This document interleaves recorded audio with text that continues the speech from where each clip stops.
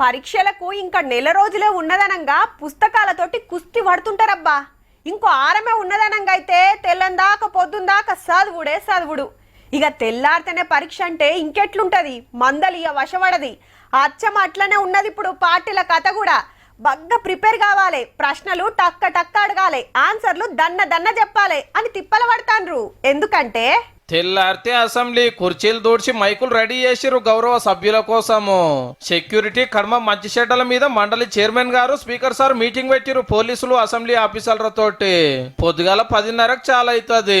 కాలం చేసిన Jubilee Hills MLA Maganti Gopinath sir కు సంతాపం ప్రకటించినాక బీఎస్సీ మీటింగ్. అంటే అసెంబ్లీ ఎన్ని రోజులు నడపాలనో డిసైడ్ చేస్తారు అన్ని పార్టీల ముఖ్యులు కూకొని. ఫస్ట్ నాడు గివ్వే కానీ తాపక్ జోరు ఉంటదుల్లో. కాళేశ్వరం రిపోర్టు మీద చర్చ ఉంటది. మళ్ళా జస్టిస్ ఘోష్ కమిషన్ 20 నెలలు 115 మందితోటి మాట్లాడి 650 కమ్మల రిపోర్ట్ ఇచ్చింది గవర్నమెంట్ కు. అంత పాత సీఎం గారే కారణం అంటూ చెల్ రిపోర్టే కొట్టేయాలని హైకోర్టుకు తేడా ఉత్తదే అయ్యింది. సభల చర్చ చేసినాకనే యాక్షన్ తీసుకుంటామని సర్కారు వాళ్ళు ముందే చెప్పిండ్రు. ఇంత కేసీఆర్ సార్ వచ్చేదే డౌట్. ఏం చేద్దాం ఎట్లా చేద్దామని పార్టీ వాళ్ళని ఫామ్ హౌస్ కు పిలుచుకొని గంటల కమానం చర్చలు చేసిండు. అయితే కాళేశ్వరం మీద మాట్లాడే బరువు అల్లుడు హరీష్ రావు సార్ కి ఎత్తిండట. స్పీకర్ సార్ ఛాన్స్ ఇస్తే అసెంబ్లీలో పేద టీవీ పెట్టి వివరంగా చెప్తారట ప్రాజెక్టు గొప్పతనం గురించి. ఇటు బీజేపీ ఎమ్మెల్యేలు మీటింగ్ పెట్టుకుని సభలు ఏం మాట్లాడాలి, ఏం క్వశ్చన్ చేయాలనేది చర్చలు చేసిండ్రు.